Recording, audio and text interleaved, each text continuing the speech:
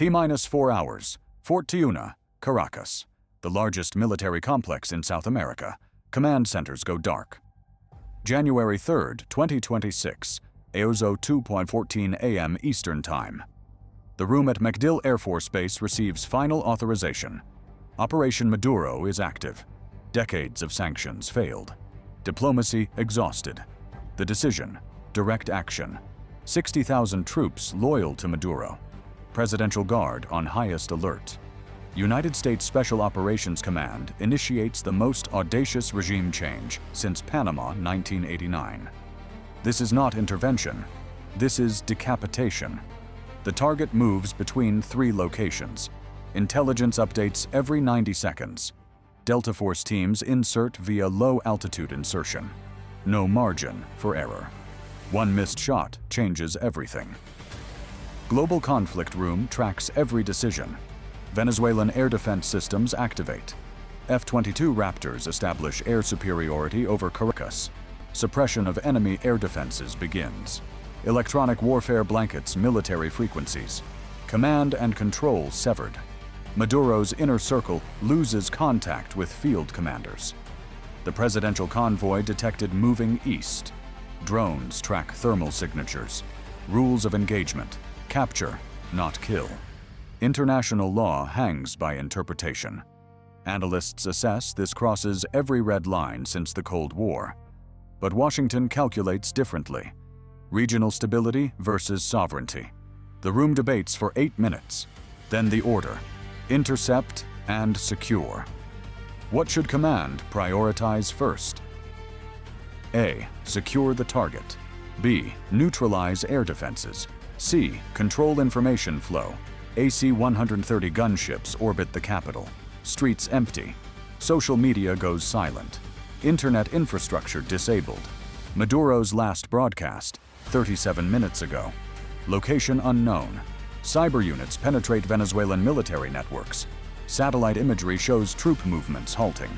Confusion spreads. Officers receive contradictory orders. Some units stand down. Others prepare for urban combat. The crucial variable: will the military fight? Analysts project 3 scenarios. First, immediate collapse, minimal resistance. Second, scattered firefights, gradual surrender. Third, protracted urban warfare. Command operates on Scenario 2, reserves positioned for Scenario 3. Diplomatic channels activate simultaneously. Regional powers receive notifications. Colombia, supportive. Brazil, concerned but neutral. Cuba, condemning but calculating. Russia issues statements. China evaluates economic exposure. The room monitors every reaction. What happens in the next 6 hours determines Western Hemisphere dynamics for the next decade. Special operations teams reach primary target location. Building secured. Target not present. Intelligence reassesses. Secondary location. Military bunker beneath Miraflores Palace. Reinforced, defended, time-sensitive. Assault teams reposition. Venezuelan National Guard units at the palace outnumber attackers 5-1. But training, equipment, and surprise create asymmetry. Breaching charges prepared. Necessary deterrence or dangerous precedent. The legal framework: humanitarian intervention, responsibility to protect, regional security. Critics call it imperialism. Supporters call it liberation. The room doesn't debate morality. It calculates outcomes. Collateral damage projections. Minimal if execution perfect. Civilian casualties, potentially catastrophic if resistance escalates. Media coverage, already global. CNN, BBC, Al Jazeera, broadcasting live speculation. No official confirmation yet. Plausible deniability maintained for 42 more minutes. Then the breach. Explosive entry. Flashbangs. Controlled chaos. Maduro's security detail engages. Firefight lasts 90 seconds. 3 Venezuelan casualties. 1 American minor injury. Target secured. Alive, unconscious. Medical team stabilizes. Extraction begins. Helicopter exfiltration under fire. Portable air defense systems engage. countermeasures deployed. One Stinger missile misses by 8 meters. Close air support eliminates launch site. The package is secure. Flight time to extraction point, 11 minutes. Command exhales. But the operation isn't complete. Securing Maduro is Phase 1. Phase 2, transitional government. Opposition leader briefed 3 hours prior. Legitimacy contested. Elections disputed. International recognition divided. United States moves fast. Recognition within 2 hours. European Union, 48 hours. Russia and China, never. The precedent terrifies smaller nations. If Venezuela, then who's next? Iran, North Korea, Belarus. The doctrine of preemptive regime change returns. Each system activates first in a military coup scenario. A. Intelligence networks. B. Special operations forces. C. Diplomatic channels. Fort Tiuna remains contested. Loyalist units barricade. Negotiations begin. Surrender or siege. Command prefers the former. The latter means prolonged occupation. American troops on South American soil. Historical trauma resurfaces. The room calculates political cost. Maduro now aboard USS Bataan. Destination undisclosed. International Criminal Court warrant prepared. Charges: crimes against humanity, corruption, narco-trafficking. The legal architecture constructed months ago. This operation planned for 18 months. Every contingency war-gamed. Every alliance tested. Every consequence modeled. Yet reality always surprises. Pro-Maduro militias mobilize. Armed civilians take streets in western Caracas. Clashes with opposition supporters. Venezuelan military splits. Some generals defect. Others retreat. A few resist. The transitional period begins messy. This is modern regime change. Not invasion, not occupation. Surgical decapitation followed by political engineering. Global Conflict Room analyzes the blueprint. Can this model replicate? What are the prerequisites? Intelligence dominance, air superiority, special operations capability, political alternative ready. International tolerance or exhaustion. Venezuela met all 5. Most nations don't. Caracas stabilizes by dawn. New government announces formation. Maduro shown in custody. Proof of life, proof of control. International reaction intensifies. United Nations Security Council emergency session called. Russia demands condemnation. United States justifies humanitarian grounds. China abstains strategically. The vote fails. No consensus. Regional organizations divided. Organization of American States supports transition. ALBA denounces coup. UNASUR paralyzed. Old alliances reconfigured. New alignments form. The geopolitical chessboard reshuffles. Energy markets react. Venezuelan oil production projected to increase. International sanctions lifted.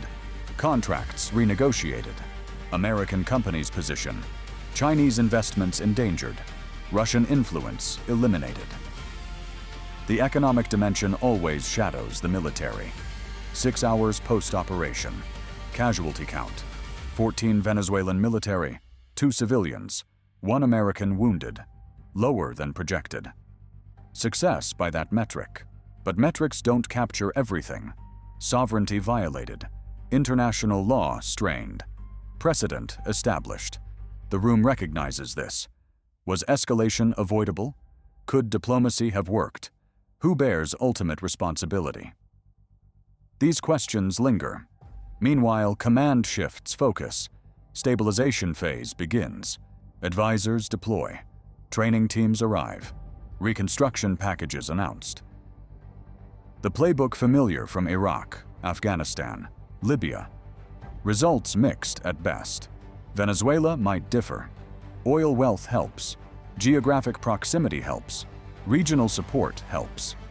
But nation building remains unpredictable. The room monitors.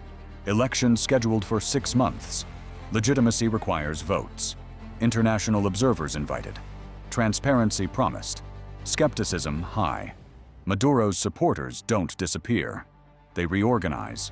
Insurgency potential exists. Low-intensity conflict possible. American commitment tested. How long will troops remain? What cost is acceptable? When does liberation become occupation? Global Conflict Room presents these scenarios not as predictions, but as frameworks. Understanding decisions under pressure. Analyzing consequences of action and inaction. January 3, 2026 marks a turning point. The first forceful regime change of the 2020s. More may follow. The blueprint exists. The precedent set. The question, will restraint or intervention define the coming decade? If you follow global conflict analysis, type GCR. The Venezuelan operation succeeded militarily. 36 hours, minimal casualties, target secured, government changed. By traditional metrics, victory. But wargaming extends beyond the battlefield. Political stability, uncertain. Economic recovery, years away. Regional relations, strained. International law, weakened. American credibility, enhanced or diminished depending on perspective. The room doesn't celebrate, it assesses. Next crisis already forming. Taiwan tensions rising. Arctic competition intensifying. Middle East volatility continuing. Each scenario demands preparation. Each decision carries weight. This is Global Conflict Room. Inside the room where history changes, where commanders face impossible choices, where seconds determine decades, where analysis meets reality. Subscribe to understand the decisions that shape our world. The next crisis is already building. The next decision already approaching. What decision would you make in that room? When 60 seconds separate peace from war, when intelligence is incomplete, when allies hesitate, when consequences spiral unpredictably. Command doesn't have the luxury of hindsight, only the burden of choice. Fort Tiuna fully secured by January 4th. Venezuelan armed forces integrated or disbanded. The transition complete on paper, reality more complex. Maduro's fate debated, trial or exile, justice or pragmatism, the decision pending. Meanwhile, Venezuela rebuilds, or attempts to. American influence dominates, for now. History suggests hegemony fades. Nationalism resurges. Today's liberation becomes tomorrow's grievance. The cycle continues. Global Conflict Room analyzes without judgment, presents facts without propaganda, examines decisions without ideology. Because understanding conflict requires seeing all sides, appreciating all pressures, recognizing all consequences. Operation Maduro. Case study in modern power projection. Lessons learned. Doctrine updated. Next scenario prepared. The Venezuelan blueprint reveals modern regime change architecture. Intelligence preparation, 18 months. Asset positioning, 6 months. Diplomatic groundwork, 12 months. Opposition coordination, continuous. Every element synchronized. Every contingency planned. Timing calculated. Execution precise. This is not improvisation. This is industrial-scale political engineering. Fort Tiuna represented more than military target. It symbolized regime power. Controlling it meant controlling Venezuela. The assault teams knew this. The resistance knew this. The world knew this. Which is why the battle mattered beyond casualties. Psychological warfare as important as kinetic. Media coverage shaped perception. International reaction determined legitimacy. Regional response affected stability. The operation succeeded militarily in hours. The political operation continues for years. Maduro in custody, his supporters in hiding, his ideology underground, but not eliminated. Chavismo survives. The movement adapts. History shows. Military victory doesn't guarantee political success. Iraq, Afghanistan, Libya, Yemen, Syria. The list of regime changes followed by instability is long. Venezuela hopes to differ. The oil wealth provides advantage. The geographic proximity provides leverage. The regional exhaustion with Maduro provides opportunity. Yet nothing is guaranteed. Elections can be manipulated. Opposition can fracture. External actors can interfere. Russia lost influence, but retains interests. China lost investments, but maintains presence. Cuba lost ally, but keeps ideology. The struggle continues in different form. Global Conflict Room examines long-term implications, short-term military success, medium-term political uncertainty, long-term strategic realignment, Venezuelan oil production projected to increase within 6 months, international sanctions already lifting, investment already flowing, American companies already positioning. But the infrastructure is degraded. The expertise is scattered. The institutions are corrupted. Recovery takes years, not months. Optimistic projections: 3 years to restore pre-crisis production. Realistic assessments: 5 to 7 years. Pessimistic scenarios: never fully recovers. Oil market implications ripple globally. OPEC calculates. Russia adjusts. Saudi Arabia repositions. Every producer watches Venezuela's return. Because supply affects price. Price affects revenue. Revenue affects power. The economic dimension intersects military dimension constantly. Energy security drives foreign policy. Foreign policy justifies military action. Military action reshapes energy markets. The cycle perpetuates. Regional security architecture transforms post-Maduro. Colombia strengthens relationship with United States. Brazil reassesses its neutral stance. Mexico watches carefully from distance. Central America sees opportunity and threat. Opportunity: Venezuelan refugees may return. Threat: American interventionism may spread. Every nation recalculates its position. Cuba faces isolation increase. Nicaragua fears its next. Bolivia watches carefully. These nations built relationships with Caracas. Those relationships now worthless. New alignments form. Old alliances dissolve. The hemisphere reorganizes around new reality. American military presence in South America returns. Advisors in Caracas. Trainers throughout country. Intelligence operators everywhere. The footprint lighter than Iraq or Afghanistan. The duration potentially shorter. But the precedent identical. Regime change followed by occupation. Occupation disguised as partnership. Partnership enforced by presence. Venezuelan military undergoes transformation.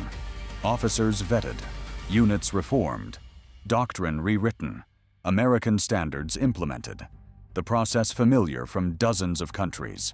Success rate mixed. Some militaries stabilize, others fracture. Venezuela's outcome undetermined.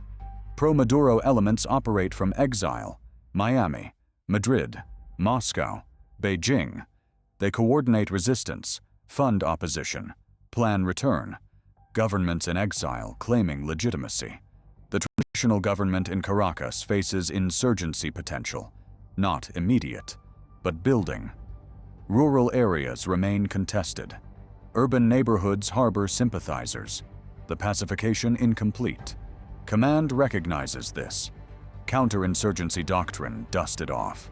Lessons from Afghanistan applied. Mistakes hopefully not repeated. But history suggests insurgencies are easier to start than stop. Populations are easier to alienate than win. Hearts and minds are easier to lose than gain. The Venezuelan people remain divided. Some celebrate liberation.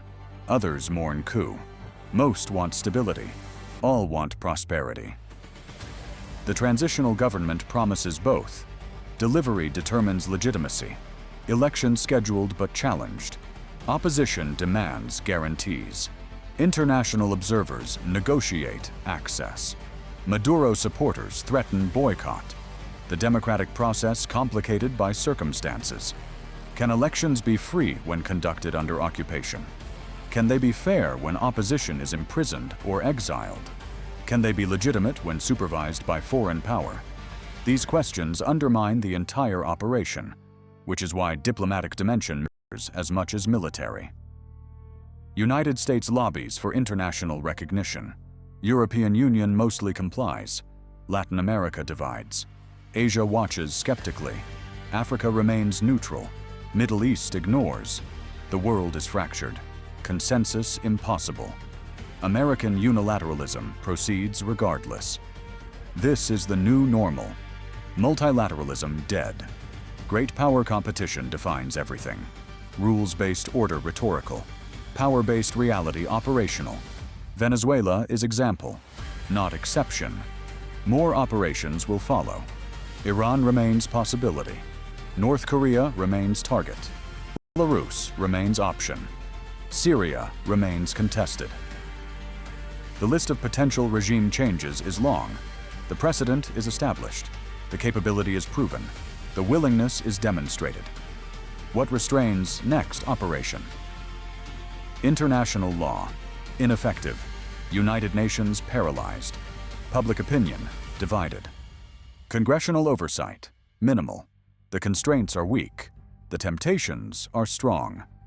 Global Conflict Room presents this analysis not as advocacy, but as assessment. Understanding decisions requires understanding context. Context is amoral. Decisions carry moral weight, but command rooms operate in realm of calculation.